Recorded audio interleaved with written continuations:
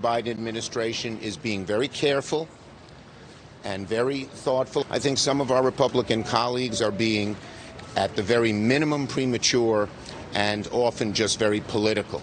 There's a lot of information to assess. There's a lot of information to recover, and the administration is on top of this. Senate Majority Leader Chuck Schumer has no problem with President Biden's continued silence on the violations of American airspace. Mr. Biden didn't mention the objects during his public events today. With that, we bring in Scott Bolden, former chair of the D.C. Democratic Party. Scott, it's good to see you.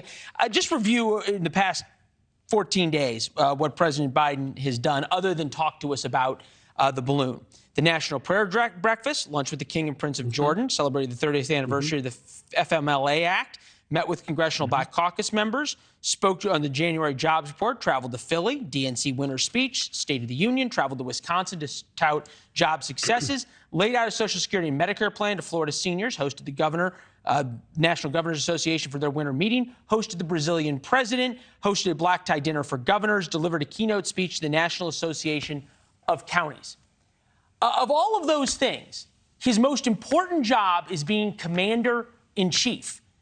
If the American people are having spy balloons flown over them, what is more important than hearing from the president about why we should feel okay? Well, it seems like he's done a lot in the last 2 weeks, so he's not too old to be president or commander-in-chief, that's for sure. So before you take that argument, I'm jumping in on that one. But listen, this is a national security issue. I think the government, and I've got to believe the government, is doing everything to keep us safe. Biden's not talking about it because it's only been probably 7 to 10 days. They've shot down 3 or 4 balloons. They've changed the filter system, and I trust them that they're doing that. But it's a lot to recover, a lot of information, a lot to examine. And I'll be honest with you, I also think that what is our observations of other countries around the world? Do we have these balloons or any other identifying methodology for spying? I get all the arguments, okay? But you think about the Cuban Missile Crisis, okay, when America was threatened. John Kennedy came out, he spoke to the country, he explained what was happening, explained what we knew, explained what we didn't, drew his red lines, reassured and held the American people's hand. That's the job of the commander-in-chief. I'll just toss another idea out for you, which is the reason he's not talking about it is because whenever the president is off script, which he hasn't been in any of these events, he's liable and prone to say things that get him in trouble, especially about sensitive issues that require very precise language. Off the cuff, that is not his strength.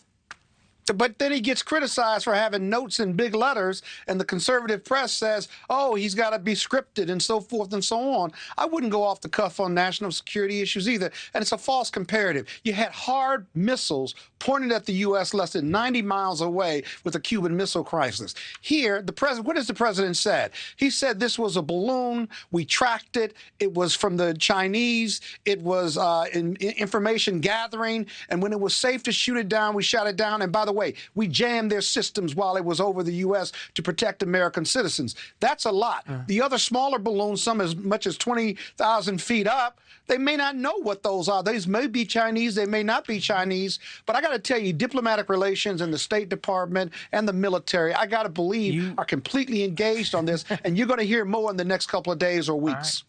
You know, I'll put it this way. I envy you because you've got so much more faith in government than I do. Where is your faith? Optimism. Where is your faith? What would you like to hear from the Biden administration? Your optimism is contagious. Your optimism, it's great. It's contagious. I love it. All right, we'll talk soon. We got to run. Under Trump. Okay. Thanks for watching. Go to newsnationnow.com to find NewsNation on your television provider. And don't forget to subscribe. Click the red button to get more of NewsNation's fact-driven, unbiased coverage.